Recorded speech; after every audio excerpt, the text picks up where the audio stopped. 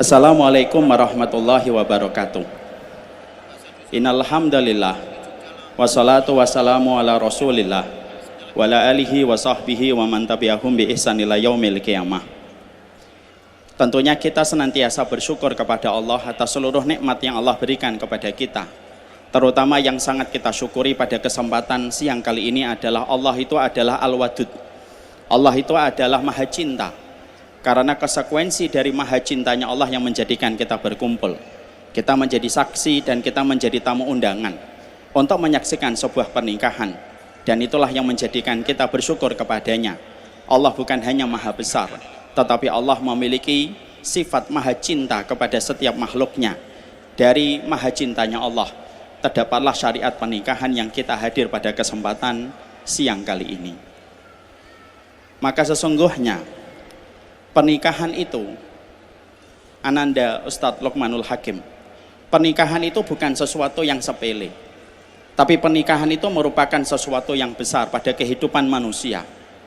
Pernikahan itu walaupun ijab kabulnya diucapkan tidak sampai 1 menit, tapi konsekuensi yang didapatkan dari pernikahan itu sesuatu yang besar, melibatkan urusan dunia dan melibatkan urusan akhirat kalian berdua. Setelah akad ijab kabul diucapkan di hadapan saksi dan di hadapan wali bagi mempelai putri. Pernikahan itu merupakan sebuah syariat istimewa. Makanya sampai kita jumpai di antara syariat yang masih Allah sisakan dari kehidupan di dunia. Ketika nanti kita sudah beranjak pada kehidupan di surga, salah satu syariat yang masih Allah sisakan itu syariat pernikahan.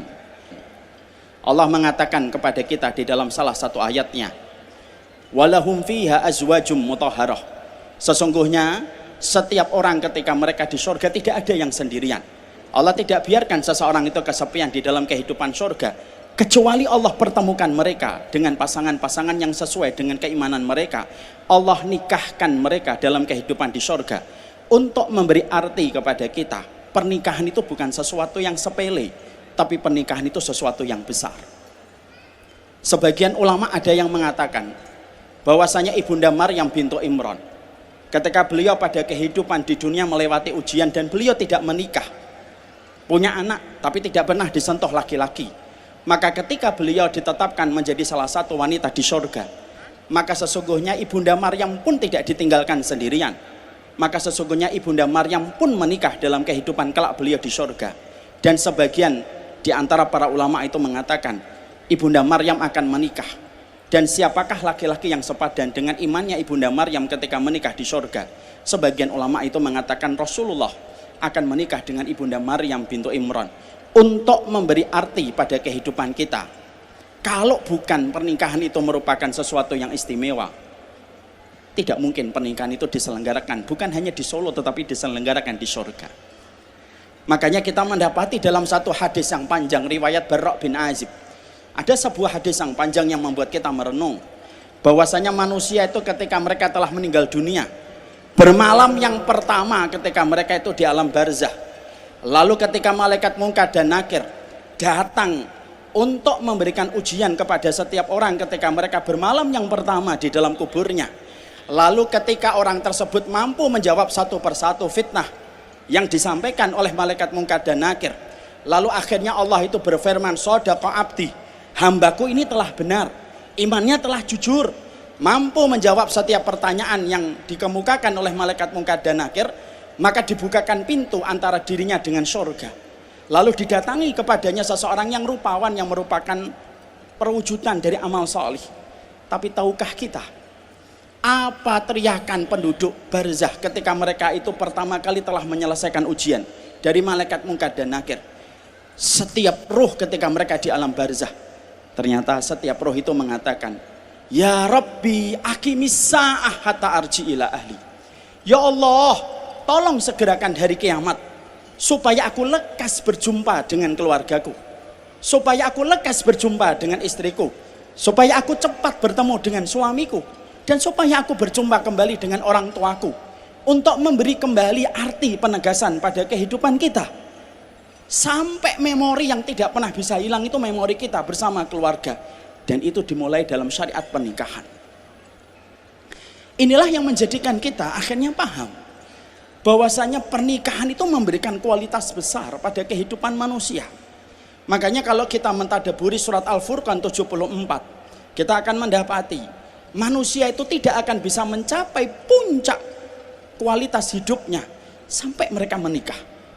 Makanya kita mendapati salah satu di antara doa yang Allah abadikan di dalam surat Al-Furqan 74, ketika Allah mengatakan dan mengajari kita sebuah doa, Rabbana hablana min azwajina wa dzurriyyatina qurrata ayun waj'alna lil muttaqina imama.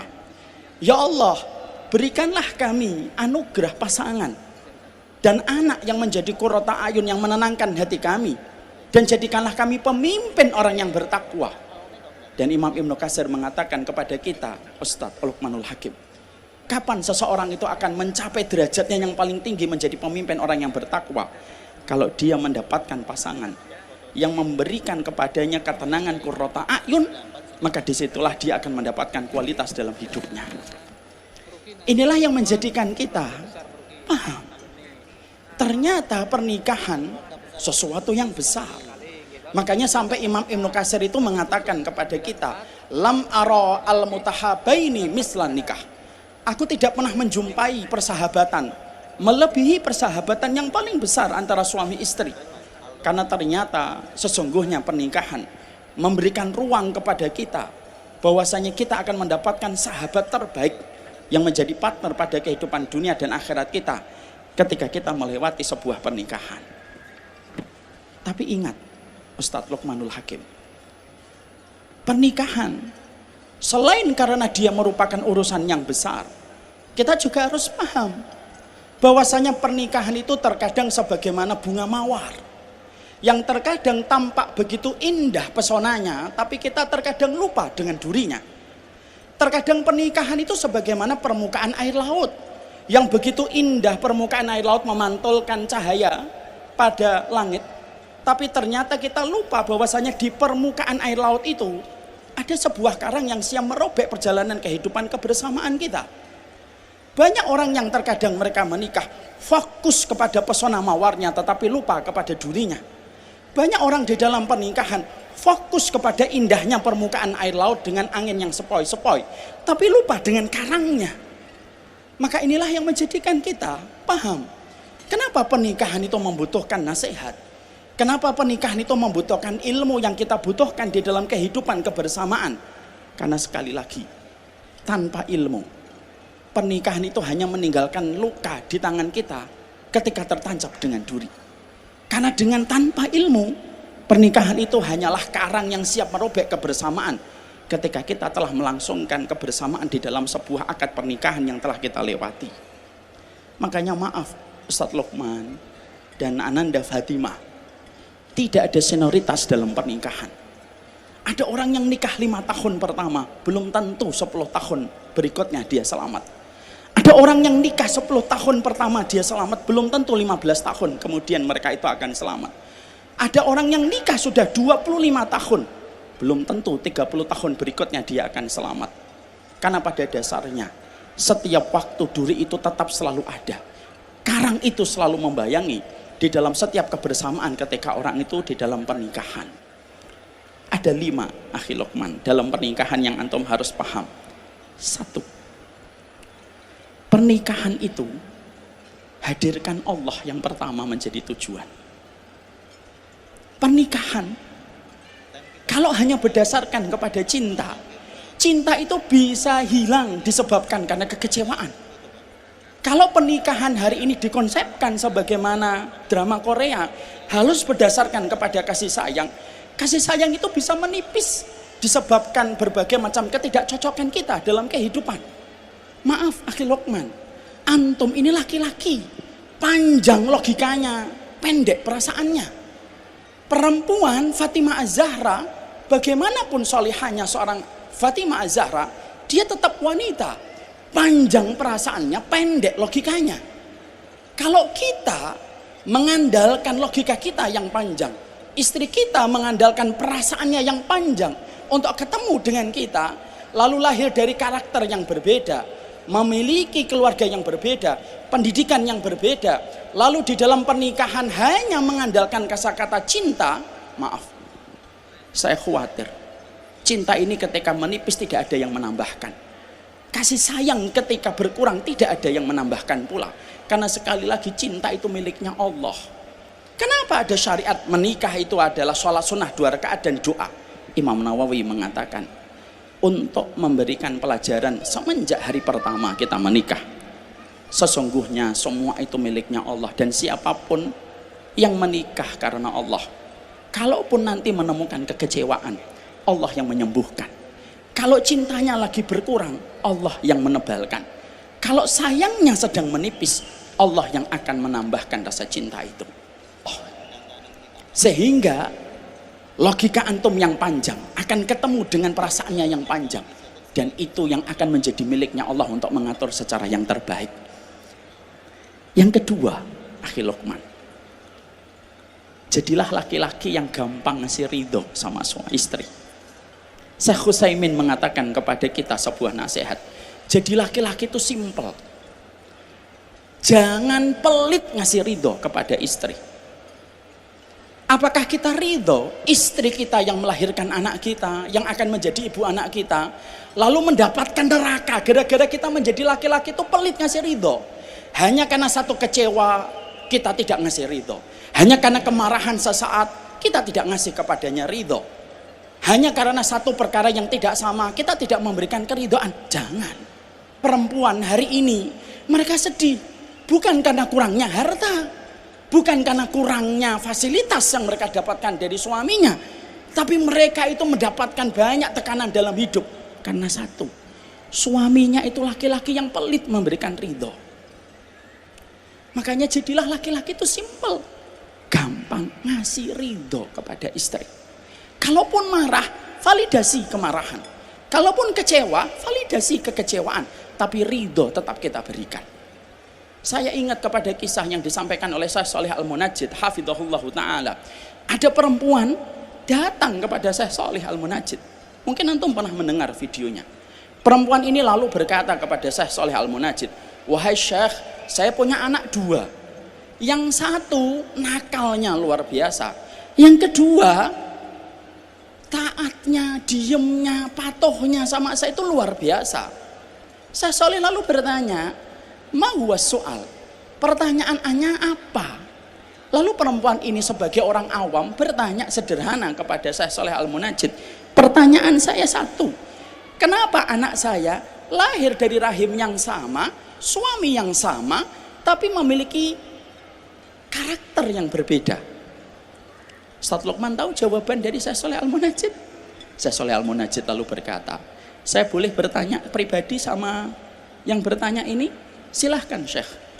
Lalu Syekhnya mengatakan, bagaimana kehidupanmu ketika mengandung anak yang pertama dan bagaimana kehidupanmu bersama suamimu ketika mengandung anak yang kedua? Jawablah jujur. Perempuan itu lalu mengatakan, saya ketika memiliki anak yang pertama ketika mengandung, saya sering berantem dengan suami saya. Suami saya belum belajar, suami saya belum banyak datang ke majelis ilmu. Pertengkaran demi pertengkaran sering kami dapatkan di dalam pernikahan 2 tahun pertama ketika saya punya anak yang pertama.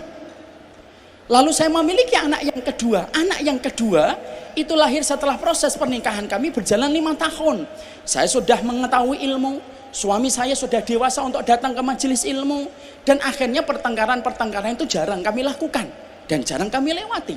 Syekh Shalih Al-Munajjid lalu mengatakan, sesungguhnya pertengkaran yang menyebabkan suamimu sering kecewa sama dirimu itu mempengaruhi janin yang kamu kandung, dan itulah yang membentuk sifatnya ketika lahir. Tapi ketika kamu mengandung anak yang kedua, keridhaan suamimu dengan kerukunan, dengan keharmonisan yang kamu lakukan, maka itulah yang mempengaruhi janin itu, dan dialah yang terbentuk sifatnya ketika lahir anak yang kedua. Disitulah kita harus selalu berpikir, jadilah orang yang gampang ngasih ridho sama istri. Maaf ya Ustadz Luqman, kita kalau punya anak saya 8 Ustadz. Kalau kita punya anak, punya istri, ternyata mendoakan istri itu lebih dulu daripada mendoakan anak. Mana dalilnya? Rabbana hablana min azwajina wa dzurriyyatina. Kata azwaj didahulukan daripada kata dzurriyyatina. Kenapa kita mendoakan istri lebih dulu daripada mendoakan anak? Karena ketika istri kita berkah, apapun yang dipegang, apapun yang diurus, apapun yang diganti bajunya, itu menjadi berkah untuk anak kita.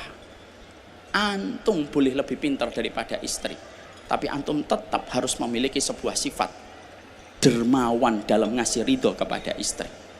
Kalau antum nanti tak berdabati istri antum bengkok, maklumi.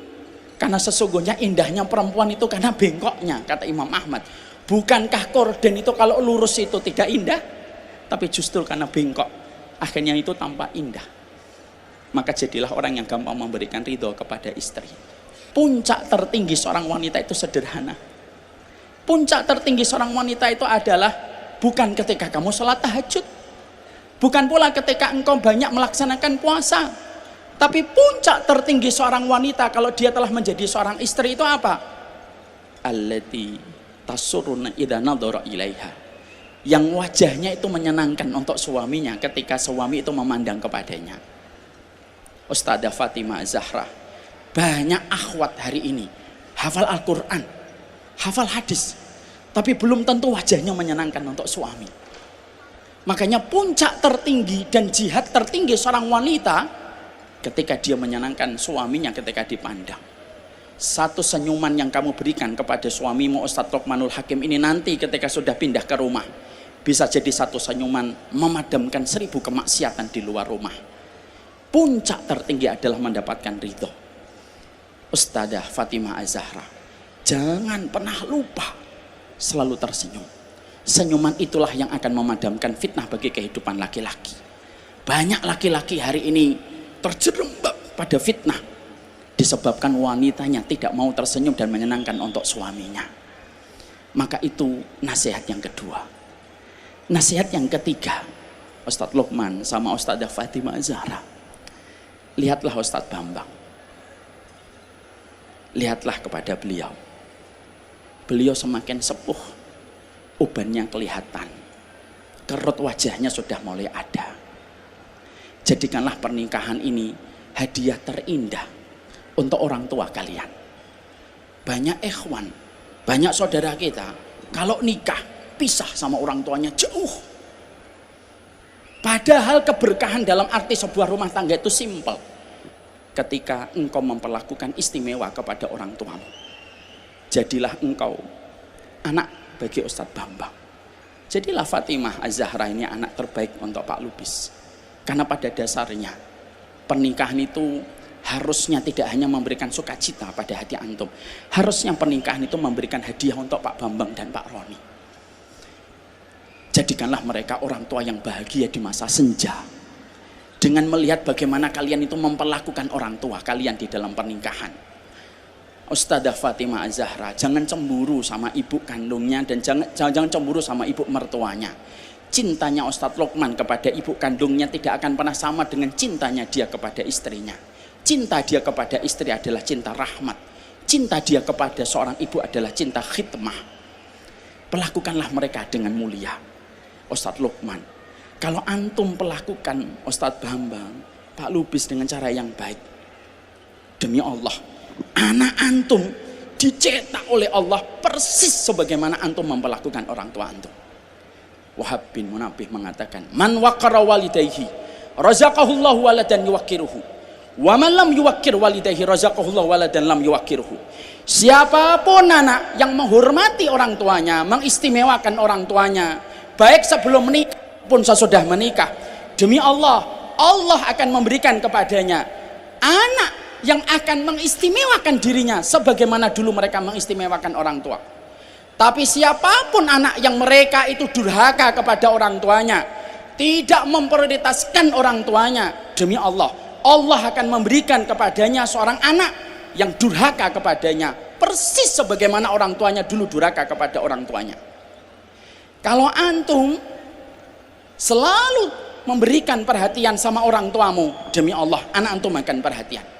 Tapi sebaliknya Ustadz Luqman, kalau antum menyiksa orang tua antum dengan kerinduan, pergi begitu jauh, tidak peduli kabarnya, tidak pernah memberikan empati dan kasih sayang, demi Allah, sebagaimana itu pula cetakan Allah kepada anak antum. Karena sesungguhnya apa yang kita berikan kepada orang tua itu akan cermin anak kita dibentuk sama Allah. Kalau bisa, rumah yang berkah itu dua, Ustadz. Jangan jauh dari masjid, jangan jauh dari rumahnya orang tua. Memang lebih baik tidak satu atap, tapi jangan jauh dari rumahnya orang tua. Berikan takzim, berikan perhatian. Mereka di masa tua sudah selesai dengan urusan dunia. Ustadz Bambang dan Pak Roni apalagi yang diperlukan? Kehidupan separuh kehidupan sudah dilewati. Yang mereka inginkan adalah kumpul bersama keluarga dengan cinta penuh kasih. Tolong antum lihat ubannya Bapak. Dunia tidak akan pernah sama, Ustadz Lukman, kalau antum sudah memasukkan jasad ibu antum dan bapak antum ke perut bumi. Sebelum datang hari itu, antum gandeng Ustadzah Fatimah Zahra. Ayo kita muliakan orang tua. Jangan pernah jadikan pernikahan itu menjadi kado pahit untuk orang tua kita. Saya titip Ustadz Bambang dan Pak Roni, antum adalah harapan dan tongkat untuk mereka. Mulai pertama, jangan pernah jauh-jauh dari orang tua. Yang keempat itu adalah, kalau jadi seorang suami dan istri, tolong jangan kaku. Fungsinya kita, Ustadz Lukman dan Ustadzah Fatimah, kalau kita ini jadi keluarga, fungsi kita itu 4. Kadang jadi suami, kadang menjadi kekasih, kadang menjadi partner, kadang menjadi bapak atau ibu dari anak-anak kita. Dan kita itu harus tahu kapan timingnya untuk berpindah-pindah dari 4 fungsi ini. Kita lihat Rasulullah. Apakah Rasulullah kaku? Enggak, Ustadz Lukman. Rasulullah itu pernah lomba lari dengan Ibunda Aisyah. Kalau kita pikir, loh, pemimpin besar, pemimpin surga, pemberi syafaat dalam kehidupan di akhirat, ngapain lomba lari dengan Ibunda Aisyah? Apa pelajaran yang disampaikan para ulama? Rasulullah ingin memberikan pelajaran kepada kita. Sesungguhnya menjadi suami itu fleksibel. Jadilah kamu itu kadang-kadang jadi suami, tapi kadang-kadang jadi kekasih. Makanya ada satu riwayat dalam riwayat Muslim, Ustadz Lukman, Rasulullah itu punya tetangga seorang Persia. Masakannya itu lezat betul. Maka ketika dia memasak, yang diundang Rasulullah. Rasulullah datang kepada rumah saya Persianya itu sadar. Oh, saya kalau manggil Rasulullah itu tidak boleh satu, harus satu paket.